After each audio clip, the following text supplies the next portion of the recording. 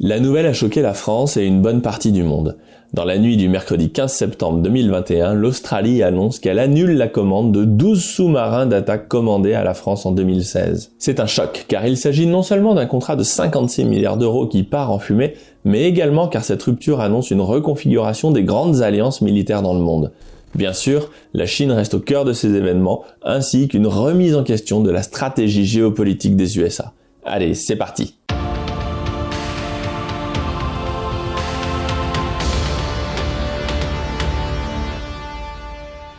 Pour bien comprendre le changement de ton des USA, de la Grande-Bretagne et de l'Australie, il faut comprendre que jusqu'au 31 août 2021, date symbolique du retrait des USA de l'Afghanistan, que nous prendrons comme date pivot, les USA ont une position hégémonique sur la défense du monde. Jusqu'alors, et ce depuis 1945, les USA avaient la capacité d'intervenir partout dans le monde en s'appuyant sur une puissance militaire colossale, tant par la quantité de moyens que par son avance technologique. À cette puissance sans égale qui a atteint son apogée lors de la chute de l'URSS, il faut ajouter un réseau d'alliances internationales qui permettait aux USA de se projeter partout et n'importe quand. Or, depuis les attentats du 11 septembre 2001, l'Amérique a commencé à constater que sa puissance n'était plus toute puissante justement. Gagner des batailles est toujours à leur portée sur le plan militaire, mais il est bien connu que pour remporter les guerres, il ne suffit pas de cumuler les victoires sur le champ de bataille, il faut aussi gagner les cœurs. Si l'Amérique a incarné un modèle de liberté qui a enthousiasmé le monde à la fin de la Deuxième Guerre mondiale face à l'URSS, ce ne fut plus le cas depuis la guerre du Vietnam où les États-Unis ont accumulé les défaites idéologiques. Ce grand pays qui a tant inspiré l'Occident a peu à peu changé d'image pour devenir un oppresseur pour une grande partie de pays du monde. Dit autrement, lorsque vous commencez à définir un axe du mal de pays qui ne vous conviennent pas, ce n'est pas la bonne pente en termes d'adhésion populaire. Sur le plan purement militaire, les USA ont également vu la diminution de leur suprématie. L'armement russe qui disposait de la puissance nucléaire s'est également doté de missiles hypersoniques redoutables pour les porte-avions américains notamment. La Chine a également remonté considérablement le niveau de son armée. Ces deux puissances viennent incarner une alternative en termes d'influence dans une bonne partie du monde, pour ne pas citer l'Asie hors Japon, le Moyen-Orient et bien sûr l'Afrique. J'en ai déjà beaucoup parlé sur cette chaîne. Les USA doivent aujourd'hui choisir leur combat car ils n'ont plus les moyens d'être partout en toute occasion. Ce renversement de dynamique s'est accompagné logiquement de deux transitions sur le plan économique et géopolitique. En économie, c'est l'idée de dédollariser le monde qui a réellement pris corps avec la Chine en tête de pont, suivie de près par son allié de circonstance, la Russie. C'est tout à fait notable car comme je vous l'ai expliqué dans cette vidéo la semaine dernière sur le pétrole, les tentatives de dédollarisation ont été nombreuses, mais ont toujours été étouffées dans l'œuf. Je pense bien sûr à l'Irak, la Libye et bien d'autres. Aujourd'hui, sous l'effet du contrepoids chinois et russe, la dollarisation n'est plus un projet conceptuel mais bien une réalité. La Chine développe le yuan comme monnaie centrale de sa zone d'influence et la Russie multiplie les accords bilatéraux commerciaux tant avec l'Asie que l'Europe en cherchant à commercer en euros et en yuan. Le monde change. Et ce changement s'accompagne aussi d'une reconfiguration géopolitique majeure. En tant que gendarme autoproclamé du monde, les États-Unis ont participé à la construction d'institutions multilatérales depuis 1945, comme l'OTAN pour la défense, l'ONU pour la diplomatie, ou le FMI pour l'économie, et j'en passe. Bien sûr, au centre de chacune de ces institutions se trouvent les intérêts américains. C'était parfois gênant, mais souvent confortable pour ses alliés. Par contre, avec le temps et la diminution relative de la suprématie américaine, ces institutions multilatérales ont été de plus en plus monétisées, si je puis dire, par les USA, au détriment de leurs alliés, au point où beaucoup de ces alliés commencent à remettre en question l'intérêt de ces organisations.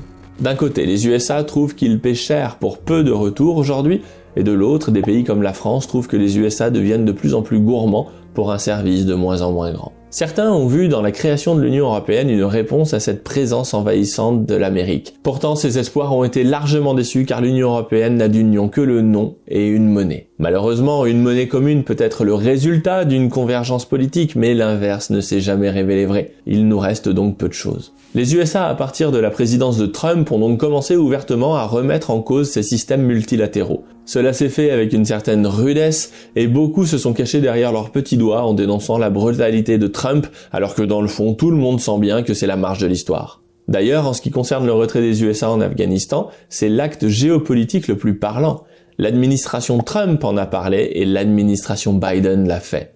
What else, n'est-ce pas? Nous en arrivons à notre histoire de sous-marins nucléaires. En 2016, la France conclut un deal gigantesque avec l'Australie pour fournir ces fameux sous-marins conventionnels. Le mot conventionnel signifie qu'ils ne sont pas nucléaires, ils fonctionnent au diesel. L'enjeu derrière ce choix est à la fois technologique et diplomatique. La France et les USA possèdent des sous-marins nucléaires car ils possèdent l'arme nucléaire et une industrie solide de l'armement. La France reste le 3e exportateur mondial d'armes dans le monde derrière les USA et la Russie.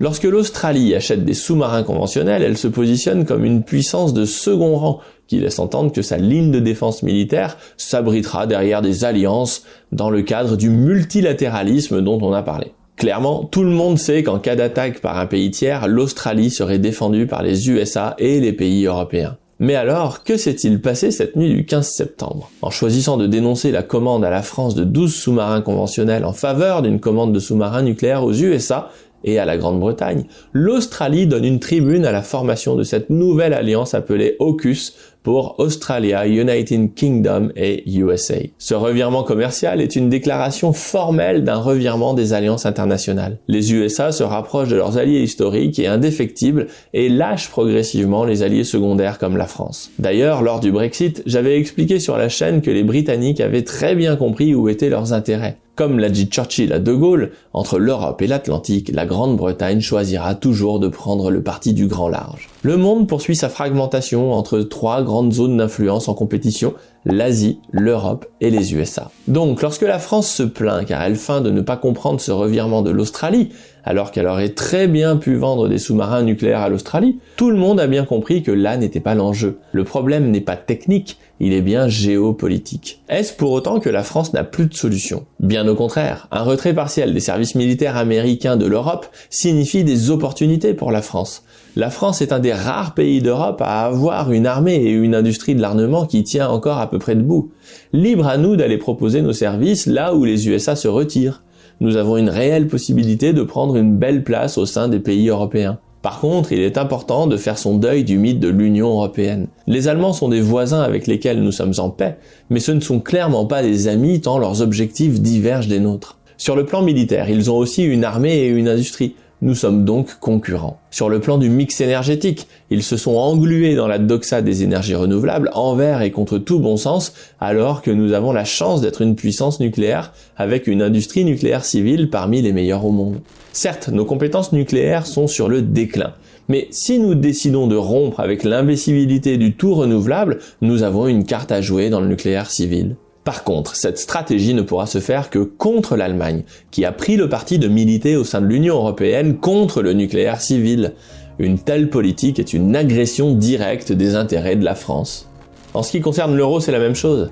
La parité de l'euro actuellement est dans l'intérêt de l'industrie allemande car elle nourrit ses excédents commerciaux, tandis que la France aurait meilleur compte à avoir un euro plus faible pour redonner un souffle à son tissu économique en favorisant ses exportations. Bref, l'euro au sein du couple franco-allemand, ça ne marche pas. La France a de nombreuses cartes à jouer, mais pour cela, il faut qu'elle assume pleinement ses points forts en ne craignant pas de déplaire à ses voisins et ses alliés historiques. L'indépendance ne se demande pas, elle se conquiert. Sur ce, à bientôt pour de nouvelles vidéos.